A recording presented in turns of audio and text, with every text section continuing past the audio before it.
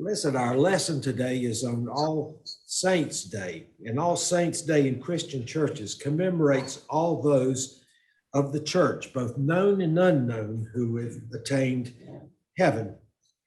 It begins usually on October 31st, called All Hallows Day, and it's also been called Hallowmas, like Christmas, and it extended from the eve of All Saints Day through Vespers, the next day, November 1st. And of course, Halloween is the offshoot, is the secular version. And of course, All Saints Day is the solemn religious observance. There's a spiritual bond between those in heaven, called the church triumphant, and those who are still on earth, the church militant. And we give solemn thanks to God for their lives. So to begin our religious celebration of those people, we're going to start with Paul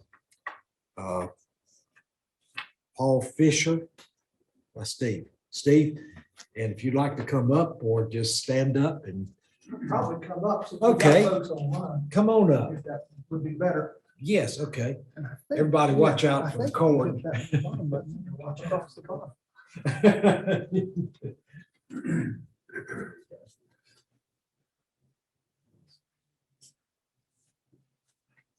So I wanted to share a couple stories and then a thought. If you were Mr. Paul's son, Dan knows this, you didn't see him a whole lot when you were little. He worked some long hours. Banker hours didn't apply to him. And so I didn't see him much, but he found great ways to be intentional about his time. And one of the things we shared as kids is a love of airplanes. And he shared that love with me, especially World War II planes. And so we spent a lot of time together building airplane models. And then once we would build one, we'd drill a hole in the ceiling of my bedroom, use fishing wire, and we'd hang them. So I had planes all through my room. And the great thing was that one of our activities, we would build on the weekends, and then during the week, he would get home as I was ready to go to bed, and we would always have a dogfight up the steps. I would go pick whatever plane I wanted to use tonight, and he would have one downstairs, and we'd have this massive dogfight as he came up the steps. And I don't remember this one, but this was one of his favorite stories to tell everyone. I was probably 5-ish. And we had gone to Rose's department store, and we had spent a half hour picking out what our plane was going to be next. And it was a P-51 Mustang. And if y'all remember how beautiful a plane that was, and this was the one with the big teeth coming out the front. And for a little kid, that was the coolest thing I'd ever seen. And Mr. Paul, as you remember, turned gray very early in life, very early.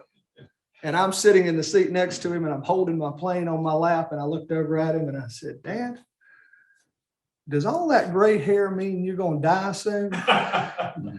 And he said, "No, son." He said, my hair's just changing color. I'm not going to die. I said, "Thank God. I don't know who's going to put this plane together with you."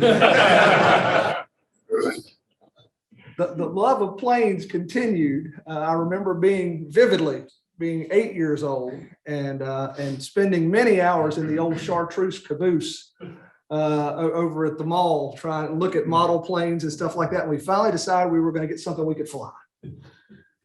And so I wanted remote control, but Mr. Paul said that was too big a leap for us. We were going to get one of those hand controls. You remember the ones that you had to do this? Oh, yeah. Remember around? So we many of those, Steve. I flew many of those. So Tom, I needed you. I'll just tell you, I needed you. Because I came down one Christmas morning, and under the tree, there was a P-51 Mustang. Candy apple red, as beautiful as it could be. We spent the morning putting it together.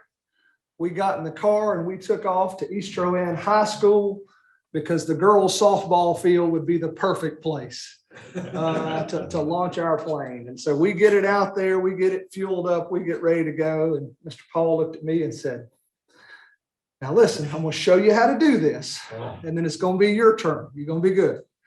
So we get it cranked up. He is standing on the pitching mound. That was his first mistake. He is standing on the pitching mound.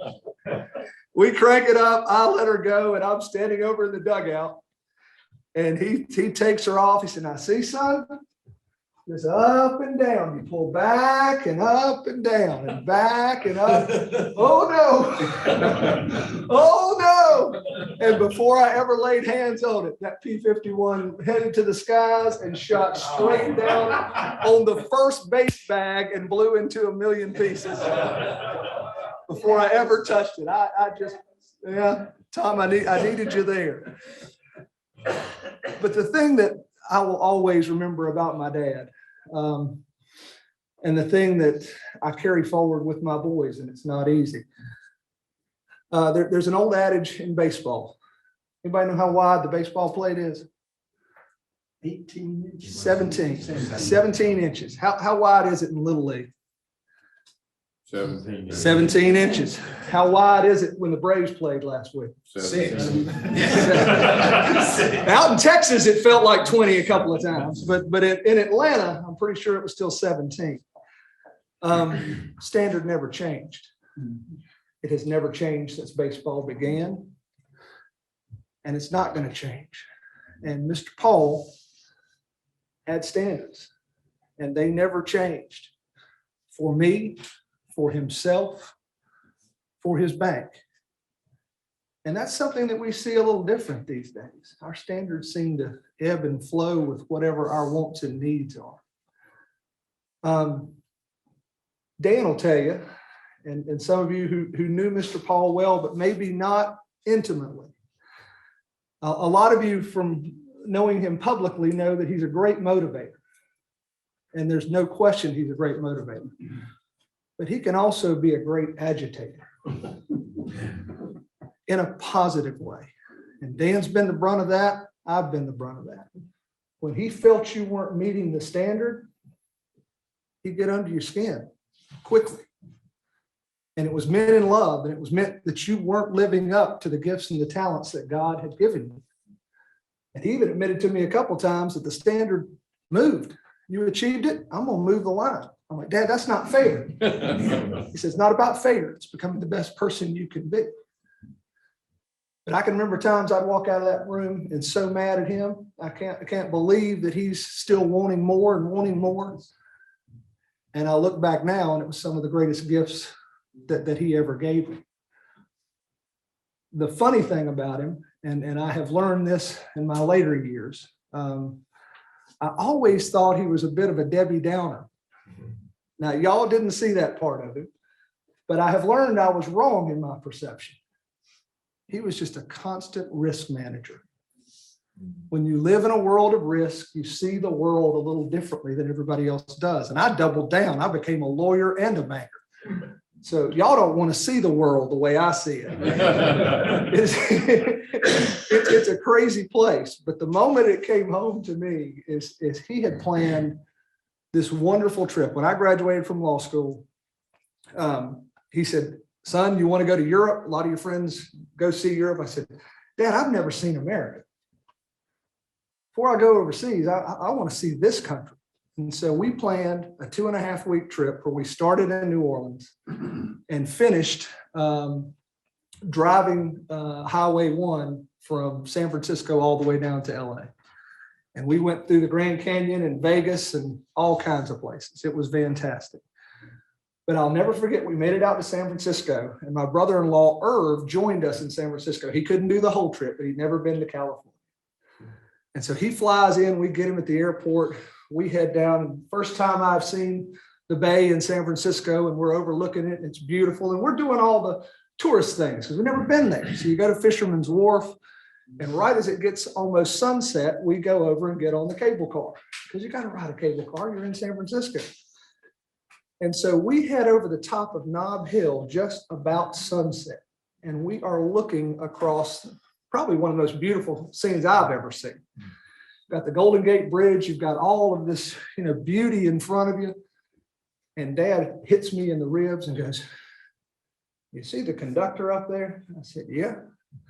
He said, "You see that big wooden stick he's pulling back on?" I said, That's all that is. That's a wooden stick. It goes right down, hits that cable, and that's what stops us. That thing snaps, we're headed right down the bottom.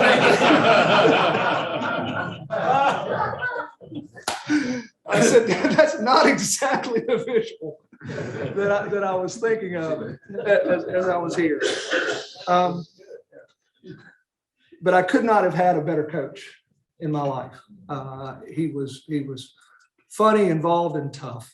And the last year has been really hard. I tell everybody, and I mean this, I miss seeing him every day. I don't miss hearing him. I hear him every day, a lot. My boys hear him every day, a lot. But we were so blessed to have him. I've never seen a person plan and leave this world with the same grace and precision planning as he did his life. He fought cancer, didn't even know it, right up to the end, the minute they gave him the diagnosis, and he knew where he was in his body. He had told me 2 days before, son, I can't do another night like this. I don't know what's wrong with me, but I cannot do another night like this. And they came in and gave him his diagnosis, and he sat for a minute, and he said, well, I think it's time we'll call the hospice folks in. Stephen, you get a Zoom with all the grandkids, and we'll go from there. And so we moved him to the hospice house. We fired up a Zoom, every grandchild on there. He spoke with every grandchild for about an hour. And as soon as he was done, he was exhausted. They brought in some pain medication for him. And about 14 hours later, he was gone.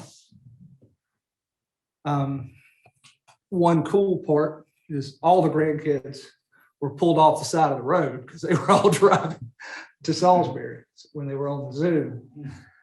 And Sampsy Joe, who was the one who was in college and the furthest away, arrived last. And she walked in the door, hugged him, and he left. He waited for her. But I wouldn't stand up here and talk about him without saying this. Thank you for being his friends. He valued each of you. He valued this community. And he set the standard for his life by those he could help and that those he could make friends with and help through life in any way that he could. And you folks gave him that love. What you didn't see a couple mornings in the last 5 or 6 years of his life were the 3 or 4 stops we had to make on that sidewalk just between that house and here, because he couldn't walk the whole way. But he wasn't going to get in the car. He was going to walk to church. So we'd walk half the block and stop a little bit, walk another half and stop a little bit, because he wasn't going to miss this class. So thank you for being his friends. Thank you for being his spiritual guides, but also thank you for being, as he called it, his circle of caring, which meant that you gave him hell when he needed it and gave him love when he needed it. So thank you very much. Thank you, Steve. It's hard to, we couldn't ever state how much Paul and the Fisher family has done for this community. On a lighter note, though, he said that he was a lawyer and a banker. That's a double threat, isn't it? You know, the lawyer grabs it and the banker puts it away. So, Dan Weaves is our next speaker, and Danny is going to remember Don Sayers. Okay. I've got to tell another Paul story while I've got this. I figured you would. I had just gotten a new company car. It was a Mazda 929. And Paul and I were going to a bankers meeting in Raleigh. We're going down 85.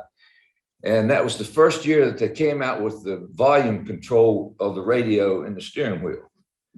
So we're riding down the road. Paul said, man, I really like your car. Williams, he called me Williams. He didn't know my first name. He said, this is a neat car. I said, yeah, it's got some, he said, got some neat features. I said, well, look at this one. Radio was on. I reached over and I went like that. And with my thumb, I raised the volume up. Then I went down like that. He looked at that radio. He didn't say anything. He just looked at it. He said, do that again. So I went. So about 5 miles down the road, he reached over and I saw him and went. Of course, I didn't do anything. He said, it's not working now. I said, it only works for the owner.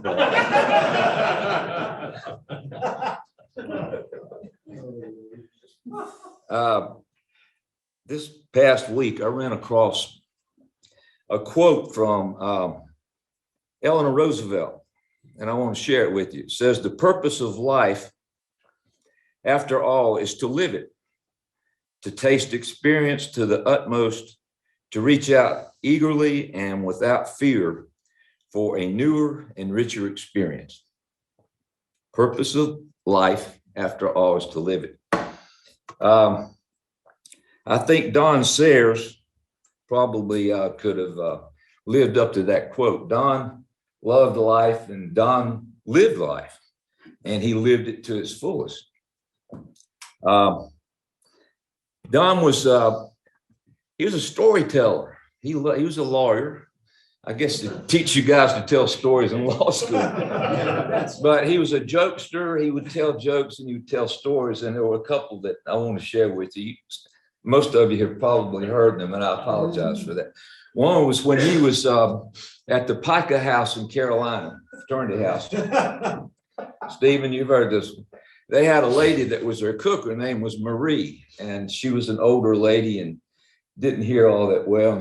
And Don said after dinner, they'd all get up and they'd say, she'd be in the kitchen, they'd say, Marie, that dinner was awful. And she'd say, thank you, boys. I'm glad you liked it.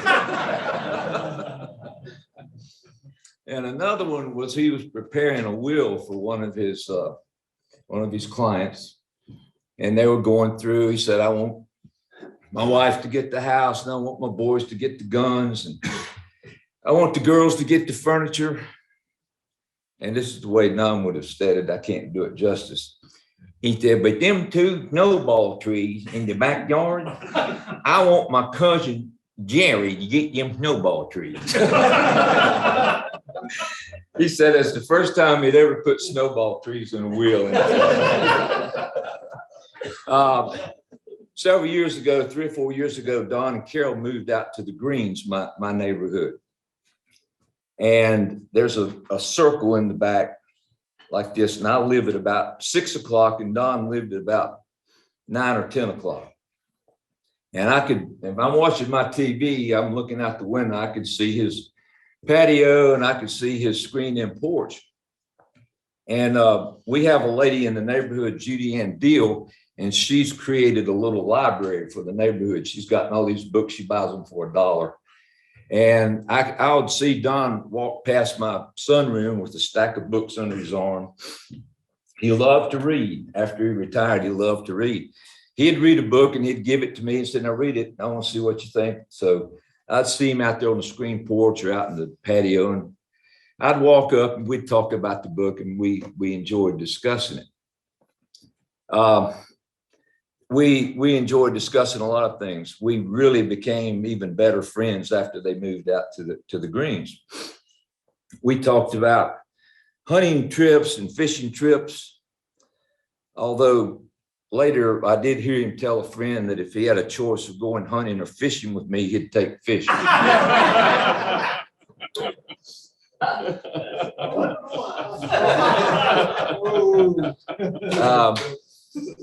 Don Sayers, he was a good husband, good father, good grandfather, good brother, good attorney, a good member of this church and a member of this class, and a good friend.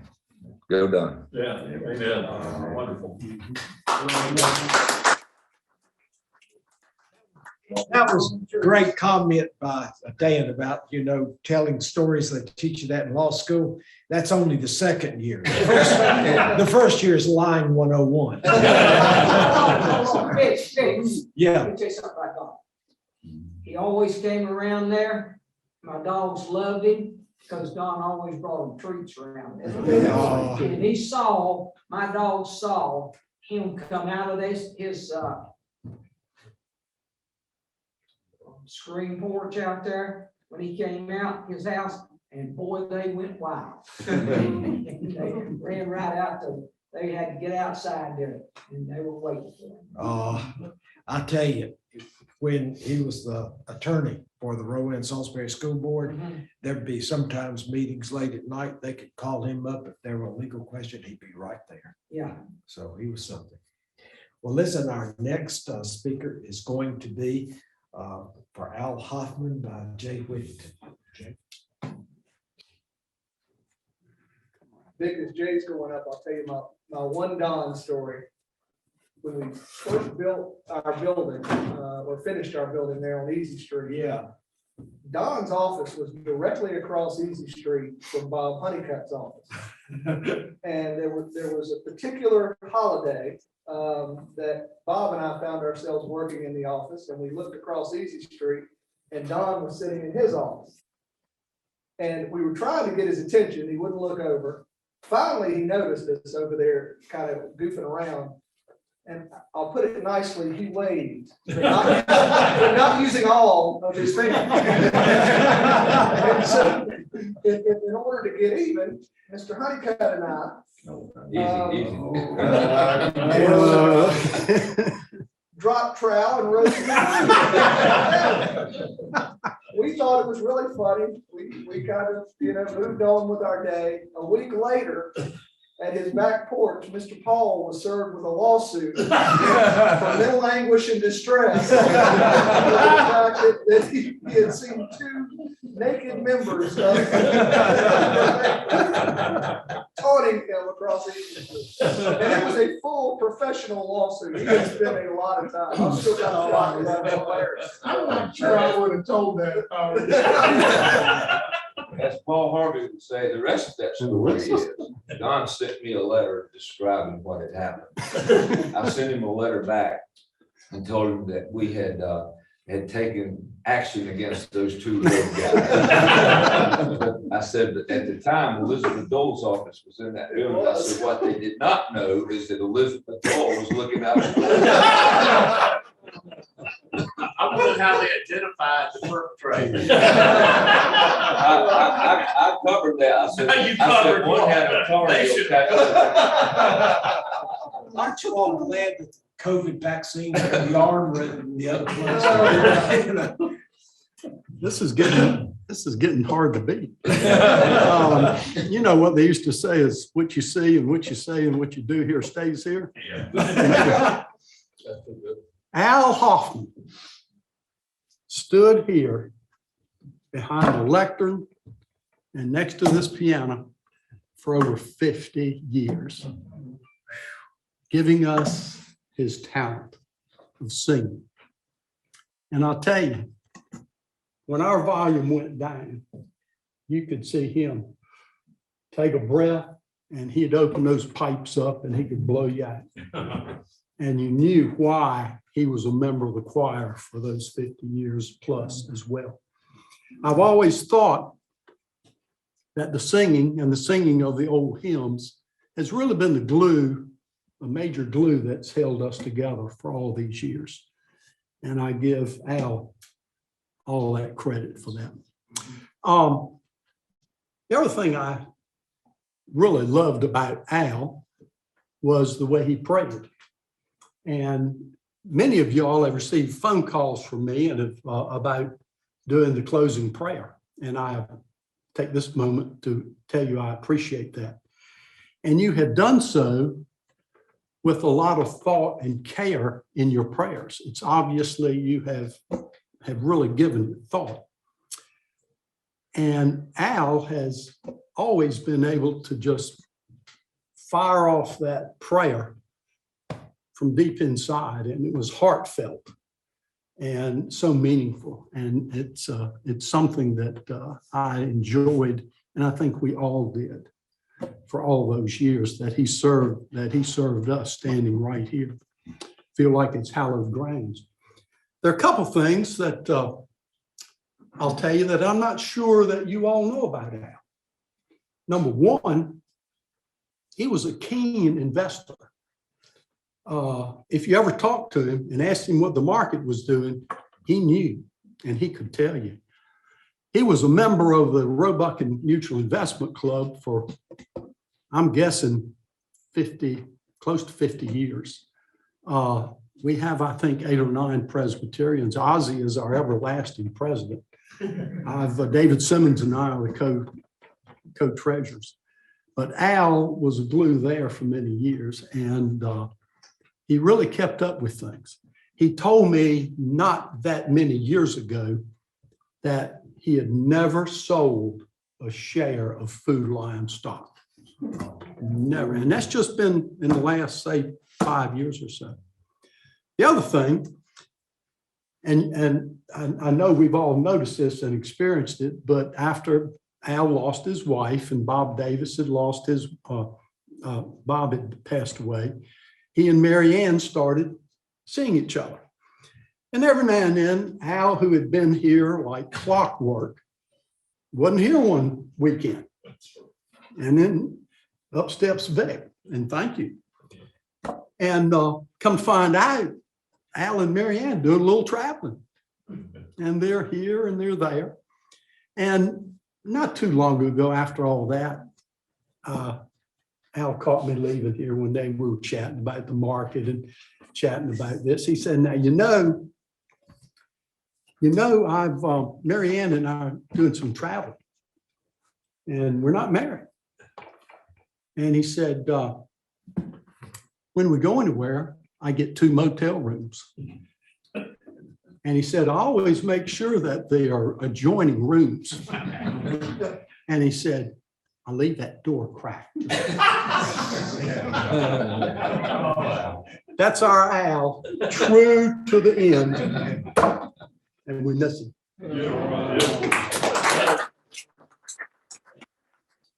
I was Al's next door neighbor since 1974, early 74.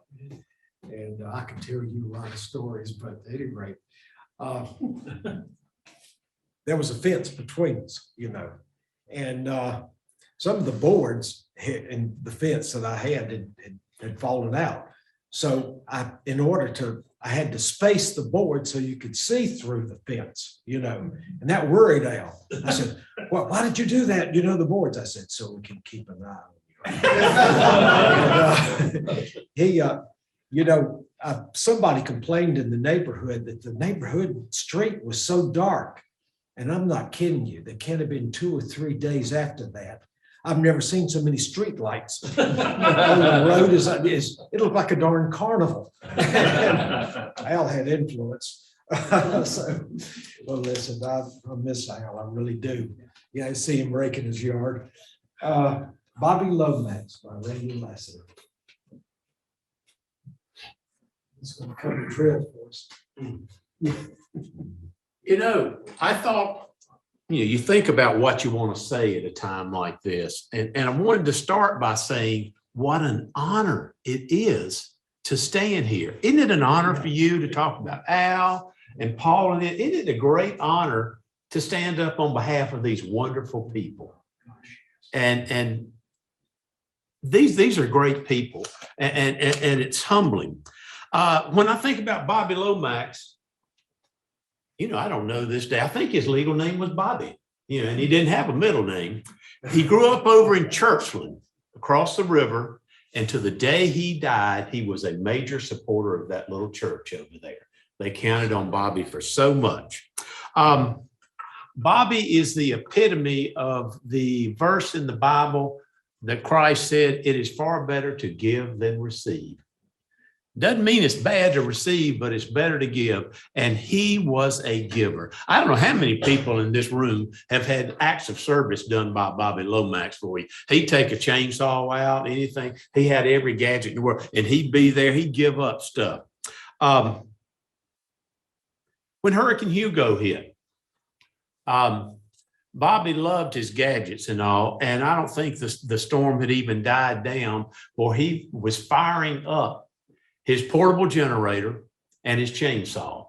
And he went out that day and charged up every freezer in the Milford Hills area with his portable generator, and was taking down trees and just worked himself to death while his own freezer thawed out at home. He was so concerned That was about. one of it. He cut down 2 trees in my yard and hooked the generator up to our refrigerator. There it was, and while his own thawed out, and he was looking out. And if you had kids, that put you at the head of the line. You know, that was Bobby. He was such a giver.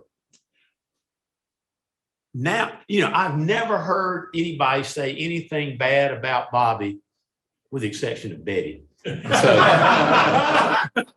but Bobby did all kinds of things that people don't know about in the community, and he insisted that it be anonymous what he did. And I'm not talking about little things. His cousin runs the furniture store up in Spencer, and I've done a lot of business. He knew, and we draw. He said, "Do you realize this is just one example? There was a family who'd been burned out, and they didn't have insurance or something." He said, "Bobby walked in that store and says, 'I want to buy what this family needs.'" And his cousin said, "Bobby, you need to put a limit on." He said, "Well, whatever they need." He said, "Bobby, you needn't do that." He says, "Okay, $10,000. Bobby said, $10,000 it is. And they got $10,000 worth of furniture. And nobody ever knew that. And the cousin swore me to not say that in Bobby's lifetime. And there were many times Bobby did stuff like that. We all know that he got deaf as a rock. And it was almost funny to be around him, but it was exhausting to talk to him. But I am reminded of a poem by Dylan Thomas, and it applies to everybody that we've heard about tonight. It says, "Do not go gently into that dark night. Rave on against the coming dark." Bobby spent his last days and months. He could hardly walk. He couldn't hear a thing. He sat there from morning to night with a little clip light reading his Bible to the very end. That was Bobby. He did not give in. He was a man's man to me. And I'm so thankful for Bobby. And he couldn't sing worth a darn, but that didn't matter. And in the end, he couldn't hear himself anyway. But anyway, what a wonderful giving person. And he's among a wonderful crowd of good people that we've talked about tonight. And he's a very giving person. Okay, thank you. I've got one about Bobby. I remember I was working one Saturday afternoon in the yard in front of the office, and Tony was walking by with Margaret. And Tony yells out to me, says, "I talked to Bobby Lomax. I told him that you were going to be teaching the Sunday school lesson the next day, but Bobby told me he was coming anyway." He said the same thing about Bob Lewis too. Yeah. He was on the search committee that brought Bob Lewis here. He tells about that. I'll tell you, his wife, Betty, was a gym teacher at Catawba College. And you had to take, of course, in athletics first year. And so Betty was teaching dancing as part of it. And she was trying to teach the class how to polka. And there was a girl there from Norway, an exchange student or something, Tova Taggart. I'll never. And so I was paired with her. That Norwegian woman grabbed me, slung me around like a sack of potatoes. And then finally Betty said, "Put him down, Tova." If you go out to Catawba, you see where he endowed a scholarship in Betty's honor for student scholarship. And he provided all the money for it, the endowment, in honor of Betty out there. So Vic, he was my neighbor for 20 years, and I'll just tell you, as a young man, the last thing you ever wanted to do was move into a neighborhood with Tom Overcash and Bobby Logan. Because the standard they set for their yards almost killed me. Their wives drive by, "Why doesn't our yard look like their yard?" The dangest thing I've ever seen and Tom was there for this, but one of my last memories of Bobby, when he could still hear just a tiny bit, we always have a neighborhood Christmas party, and we were hosting. And Bobby always had this velour red jacket. Yeah. Oh, yeah. And I love it. I love his velour red jacket. And he is seated on the couch, sipping on a beverage in his velour red jacket. And I'm standing there talking to somebody else, and Robin walks right up to him and said, "Mr. Bobby, I just love your jacket." And he said, "I will have another one."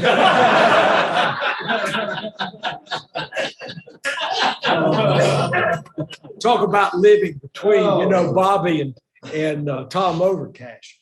Listen, Tom was cruising the neighborhood in his T-Bird, classic T-Bird with the top down. And so I went up to the car and put my hands on the door and was talking to him. And then took my hand down, and Tom, still talking, took a handkerchief out of his pocket, still talking with the white. I love it. Okay. You're supposed to tell these stories about Tom after he's. Yeah, but this is sort of a prequel. But at any rate, okay, he took a bunch of us down to the stock car races, in Charlotte, the first one I'd ever been to. And that was the night the bridge collapsed. It wasn't because of us. And I'll never forget. We had a pot where everybody would throw in some money, and then we draw out the stock car driver, who we thought would win the race. And I pulled out somebody obscure. Of course, Tom was for righteous dude, Jeff Gordon. And oh goodness.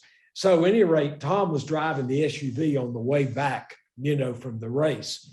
And he saw this old gas station. He said, "That place is nothing but an old gambling house." And I said, "What are we, Trappist monks?"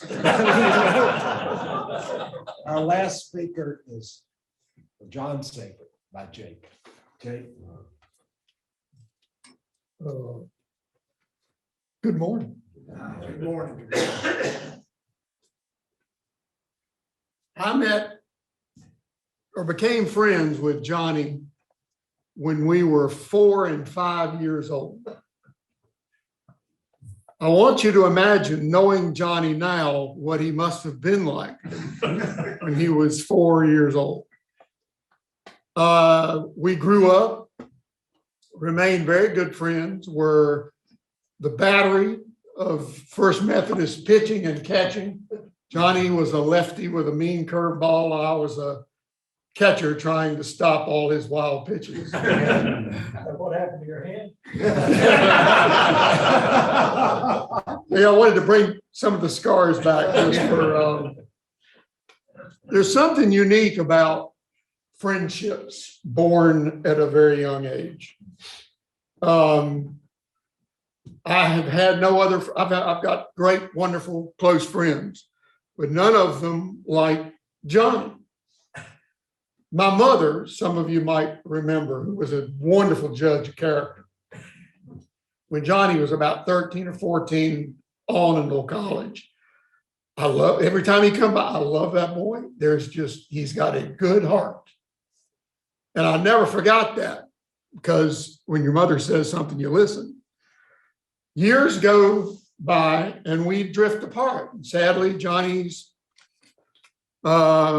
affection for drugs and alcohol took over, and had he not been a very intelligent person with a high work ethic, he would not have survived.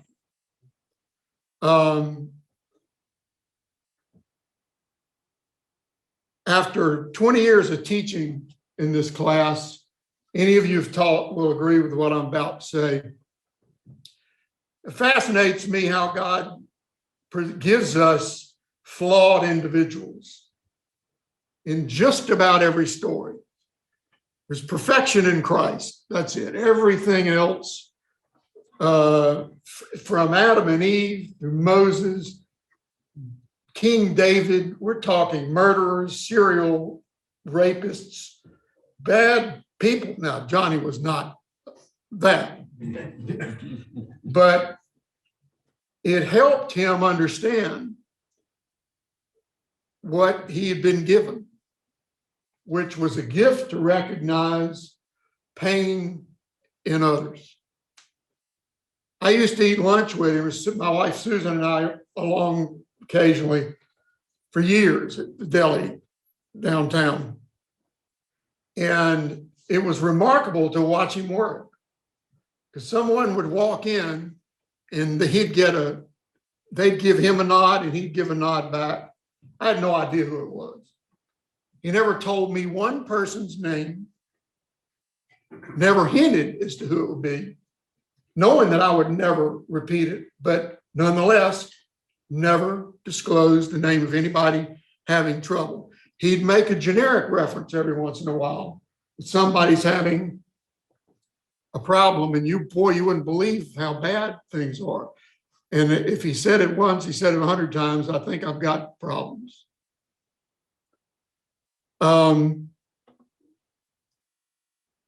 Watching Johnny at work like that in the deli made me realize the simple, pure faith he had. Now, I know this class fairly well, and simple faith is hard for people like me. And for Johnny, it was how he woke up every morning. He said his prayers.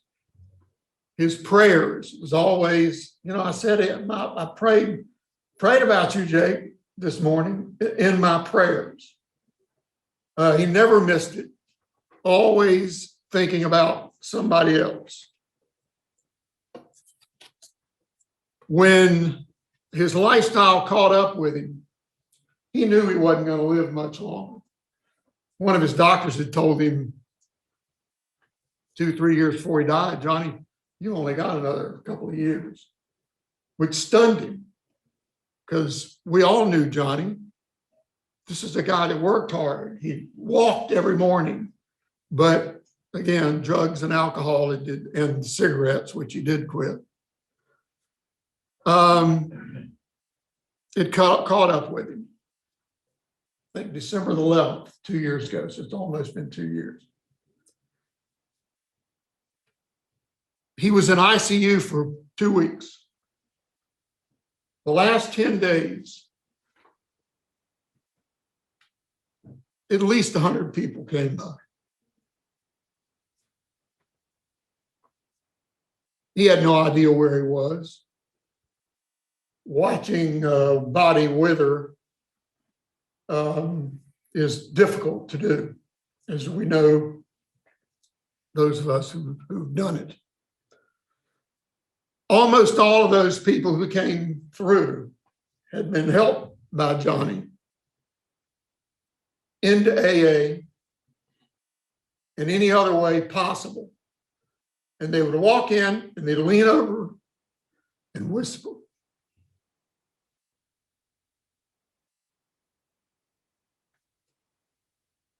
None of us that were around knew what they were saying.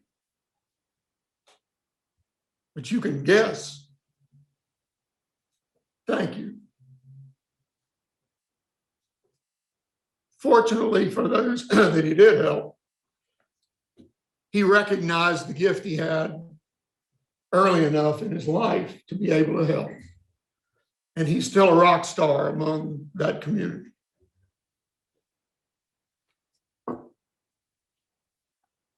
About 5-6 years ago, Hap Roberts gave me a bat, and I brought my glove to Sunday school one day, and we're throwing the ball back and forth. And within a year or two, he was dead. So I brought the catcher's mitt with me to his funeral, along with the NC State tie that sits back there in his honor. Here's for Johnny.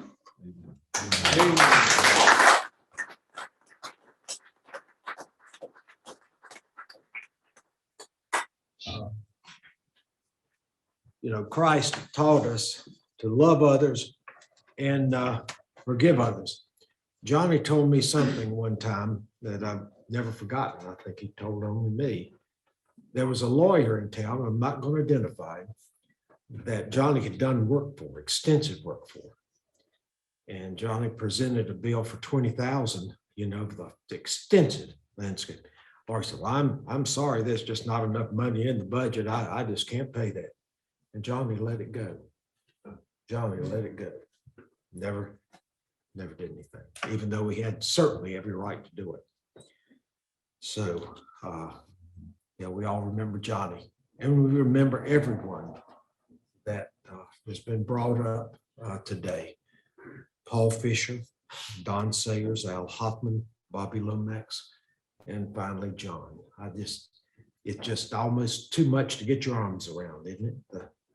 The things that they've done. Vic, I wish we could go on all day.